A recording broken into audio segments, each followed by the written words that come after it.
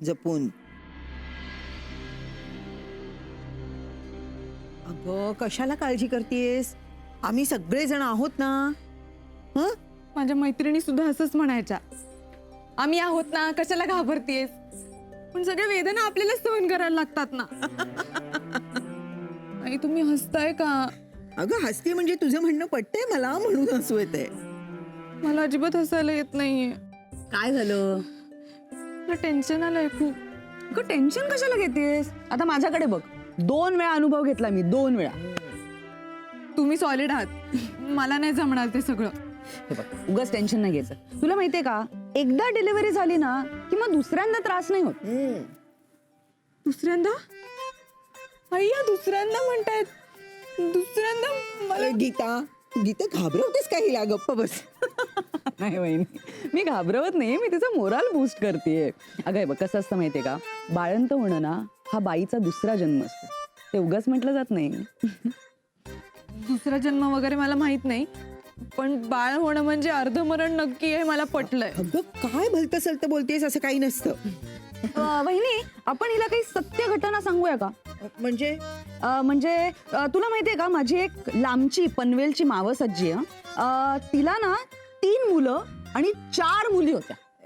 चल तू तू तू इकडे चल. तुला माहितीये हे तर काहीच नाही. नाही मला अजिबात ऐकायचं नाहीये.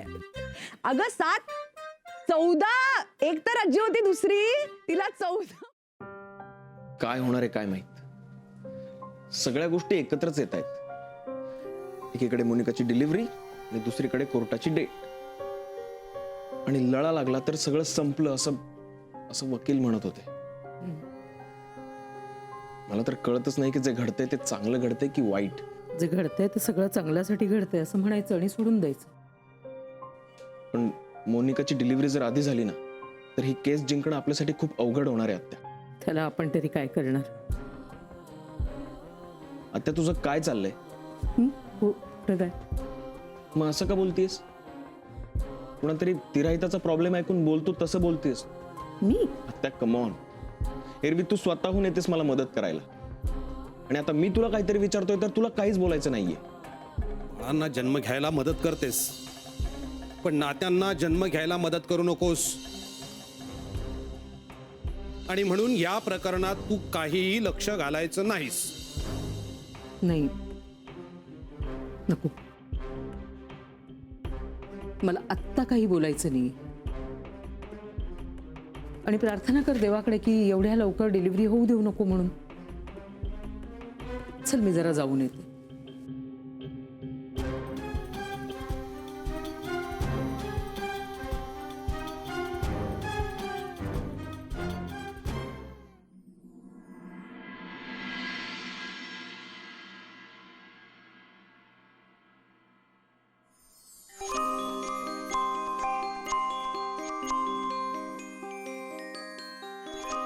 Wow, lovely. पण तुला कोणी सांगितलं मला गुलाबापेक्षा कळी आवडते? हां, आता ज्या मुलीला कुत्र्याची पिल्लं आवडतात, ज्या मुलीला पावसापेक्षा जास्ती आभाळ आवडतं, त्या मुलीला फुलांपेक्षा जास्ती कळी आवडत असेलच ना? नाही नाही, मी काही मनकवडा वगैरे नाहीये. पण हल्ली आपल्याकडे एक स्मार्टफोन नावाची गंमत असते. त्याच्यावरती सोशल नेटवर्किंग साईटवरती आपण वेगवेगळे फोटोज अपलोड करत असतो. मग त्याच्यावरून आपण एक अंदाज बांधू शकतो ना. ते पण तरीही कौतुक आहे, कारण पाहणारे फक्त फोटोज पाहतात. तू त्यातून आवड शोधलीस. Thank you. By the way, really sorry. मला ना काश्मीर मधनं थेट राजस्थानात आल्यासारखं वाटलं. म्हणजे काय, तू इतकं छान आत्ता कौतुक करत होतीस आणि डायरेक्ट सॉरी वरती आलीस. नाही, तुला मी आधीच सांगितलंय मला सॉरी हा शब्द ऐकायलाच येत नाही. You remember? चला, म्हणजे चुकल्यानंतर सॉरी म्हणायची गरज नाही. हा, कदाचित सलील पंडित सोबत असताना तू चुकणार आहे नाहीस. शब्दांशी छान खेळतोस तू. Thank you so. तसं काय ना, मी क्रिकेट आणि फुटबॉल सुद्धा खूप छान खेळतो, पण त्याच्यानी कविता होत नाहीत ना, म्हणून मग मी शब्दांशी खेळण्याचा प्रयत्न करतो. एक मिनिट जरा. हे हो मी नाही सुद्धा. नाही असू दे, तू राहू दे. तू मेडिकल प्रोफेशन मध्येस ना, तुला कुठल्याही वेळी महत्वाचा कॉल येऊच शकतो. खरं सांगू, मला ना या भेटीत असं फॉर्मली काय कसं बोलायचं काहीच कळत नाही. हा, मग मी तरी कुठे पहिल्या भेटीत काय बोलावं याचा क्लास करून आलोय. आणि मला तर ना तुला पाहिल्यानंतर असं धडधडतं खूप. मी इतकी भयानक आहे का? नाही नाही, तसं नाही, पण मला माहित नाही, पण होतं असं. तू डॉक्टर आहेस तर मला सांगू शकशील का प्लीज असं का होतं? मी अपॉइंटमेंट घेतल्याशिवाय कोणाची केस घेत नाही. ओ ठीक आहे, मग आता मला अपॉइंटमेंट घेऊन भेटायला लागेल. I am just kidding. नाही नाही, पण मी सिरियसली सांगतोय. तू समोर आलीस की मला असं होतं. प्लीज, म्हणजे असं का होतं मला सांगू शकशील? मी हवं तर अपॉइंटमेंट घेऊन भेटेन, पण फीज नाही देणार. का नाही देणार? का देऊ? समजा एखाद्या डॉक्टरच्या कारने ऍक्सिडेंट केला तर जखमी माणसाला ड्रेसिंग करण्याचे डॉक्टर पैसे घेतील?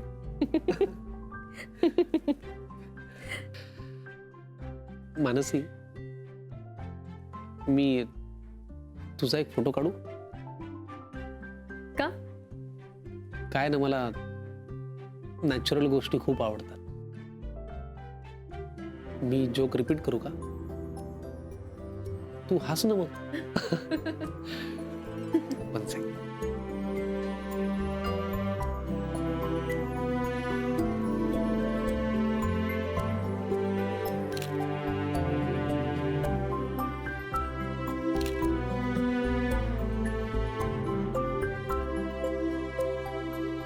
Thank you you much. थँक्स. बर, मी आणि माझी फॅमिली मोस्टली बेंगलोरला असतो. तर लग्नानंतर कदाचित, अजून ठरलं नाहीये, पण कदाचित एक्सक्यूज मी फॅमिली. मॅम. तुला कोणी सांगितलं मला ब्राउनी आवडते म्हणून? वेल, तुझ्या फोन इतकी नसली तरी थोडी स्मार्ट आहे मी. आता जो मुलगा त्याच्या सगळ्या फोटोज मध्ये ब्राउनीच खात असेल तर ऑब्व्हियसली त्याला ती आवडत असणार. प्रचंड आवडते.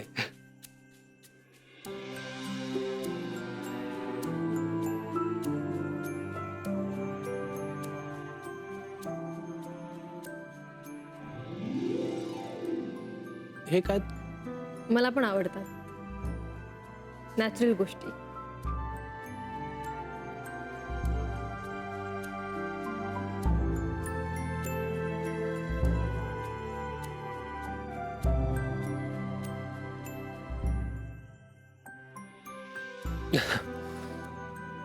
अमेझिंग.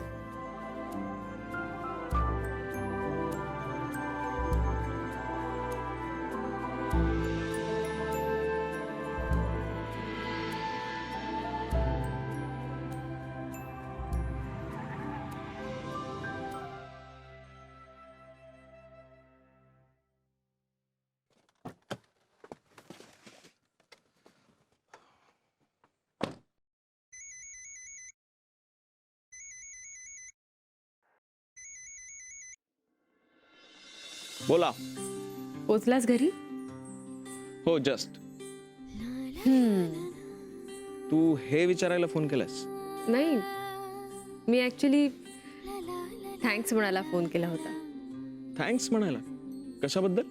ते तू मला ए, मानसी, मला खूप भूक लागली, माझ्याकडे वेळ नाही, पटपट बोल. तू मला सांगितलंस ना त्याबद्दल. कशाबद्दल? तेच रे, की सलीलला टाळू नकोस, भेट त्याला. हो. अच्छा, ओके. बर, मग कशी झाली तुमची डेट? अपेक्षेपेक्षा खूपच छान. गुड. त्याचं कारण माहितीये तुला? कारण तुझ्या सांगण्याने मी छान रिलॅक्स झाले होते. करेक्ट. थोडक्यात काय, माझं ऐकल्याने फायदा होतो. विक्रांत, अगं गंमत केली. तू खूप चांगला वाटला. कोण? अरे असं काय करतोस? सलील. हा अच्छा. मी याआधी त्याला 2 वेळेस भेटले तेव्हा पण तेव्हा भेटणं कसं टाळता येईल हाच विचार मनात होता, बरोबर? हो. आणि आज तो विचार मनात नसल्यामुळे ना, त्याचं वागणं, त्याचं बोलणं, त्याचा विचार करणं थोड्या प्रमाणात का होईना पण मला कळू शकलं. डिसेंट वाटला तो. आणि मुळात आमच्या आजी आजोबांसारखी त्याला लग्नाची घाई नाहीये हे बघून बरं वाटलं. स्वामी म्हणतात, मनाचा दरवाजा उघडल्याशिवाय परमेश्वराशीच काय पण कुणाशीही संपर्क करणं, त्याला ओळखणं, समजून घेणं हे शक्य नाही. स्वामी कोण? स्वामी स्वामी विक्रांतानंद. विक्रांत. चल फोन ठेवतो, भूक लागली मला. हो हो. तू जेवलीस? नाही, आत्ता आजी आजोबांचं जेवण झालं, मी जेवते. Okay, good night. Good night.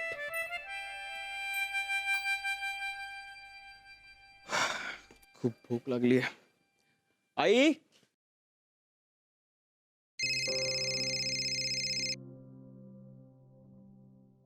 Hello.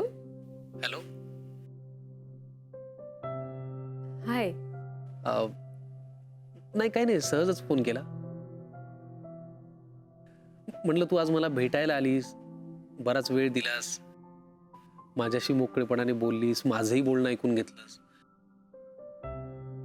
मला खूप बरं वाटलं ऍक्च्युली याआधी 2 वेळा काही ना काही कारणांनी माझं डोकं ठिकाणावर नव्हतं, म्हणून.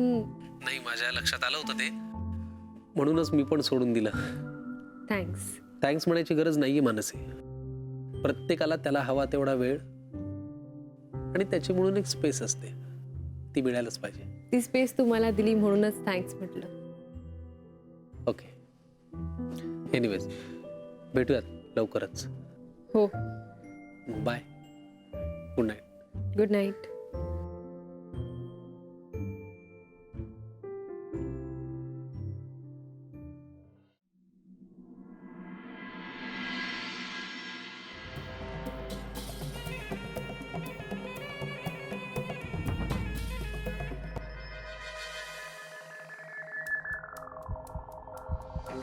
एकदा का तुम्ही म्युच्युअल डिव्होर्सवर सही केली की प्रोसिजरनुसार मिळेल त्या तारखेला तुम्हाला कोर्टात हजर राहावं लागेल. आपल्या बाजूनं त्यात कुठलीही दिरंगाई होता कामा नये. जर तुम्ही कोर्टात यायला टाळाटाळ केली तर ते तुमच्याच अगेन्स्ट जाऊ शकतं. कोर्टात तुम्ही वेळ दवडता आहात असा अर्थ काढला जाऊ शकतो. कोर्टात एकदा तुमचं ऍप्लिकेशन फाईल झालं की 6 महिन्यानंतर तुम्हाला डिव्होर्स मिळेल. त्याआधी काउन्सिलिंग सेशन्स होतील तुमचे. तुमच्या समझोता होतोय का हे पाहण्याचा कोर्टाचा एक प्रयत्न असेल.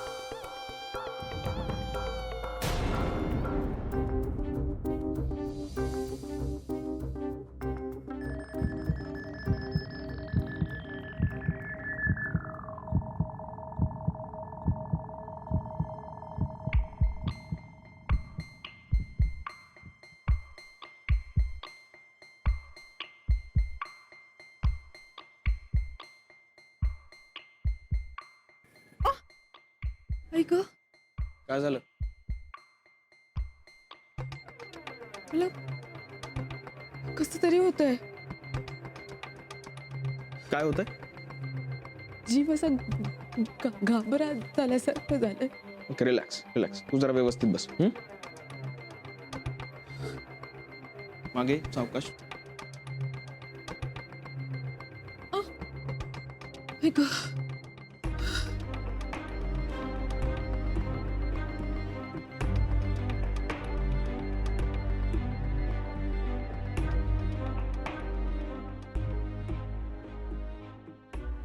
बीपी हाय किंवा लो झालाय का? मी तेच पाहत होतो पण तसं काही नाहीये.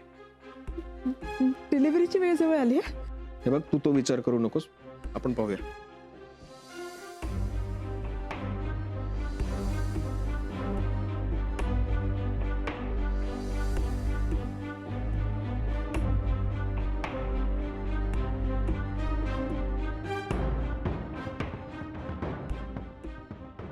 तुला अजून मगाच सारखंच वाटतंय? काळजी करण्यासारखं काहीच नाही. मला बरं वाटावं म्हणून तू हे सगळं बोलतोयस ना? नाही, मग कशावरनं सांगू शकतोस तू? माझी डॉक्टरी विद्या, नाडी परीक्षा आणि अनुभव. I see. मला सांग, तुला जेवून किती वेळ झालाय? 2.5-3 तास. आणि जेवणानंतर तू पुरेसं पाणी प्यायली होतीस? हो. तू डोळे मिटून शांत पडून राहा. हं? आणि जर पुन्हा अस्वस्थ वाटलं तर मला हाक मार.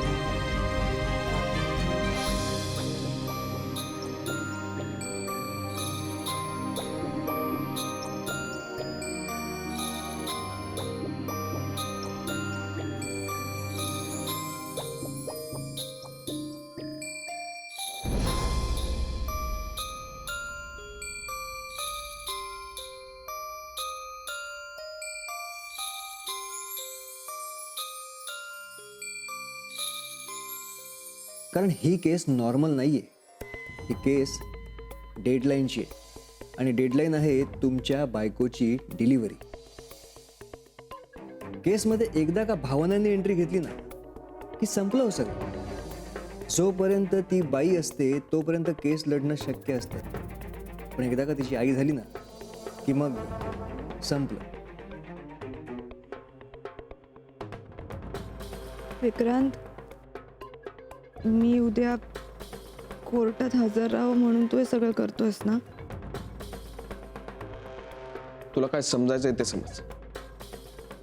आत्ता मी फक्त एक डॉक्टर आहे, तुझा नवरा नाहीये.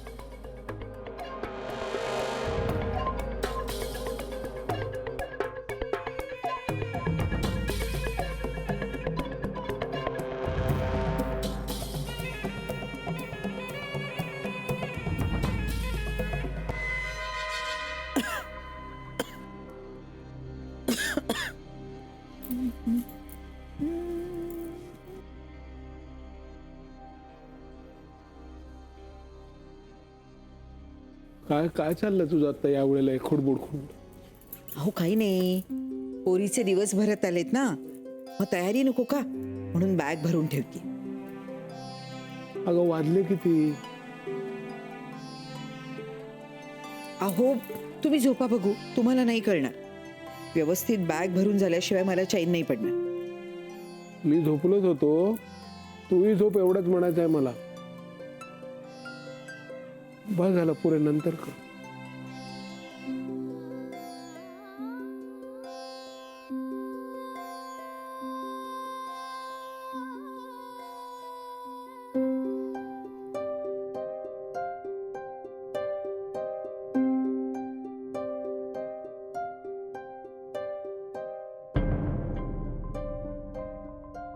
विक्रांत, काय रे, बरं आहेस ना? म्हणजे काही नाही आई, तू झोप. मोनिका बरी आहे ना? हो बरी आहे. अरे मग तू का जागतोयस? 3:45 वाजले. हो अगं झोप येत नाहीये मला. मग मी काही कॉफी दूध देऊ का? नाही नाही मला काहीच नकोय. तू जाऊन झोप, मी पण झोपतो थोड्या वेळात.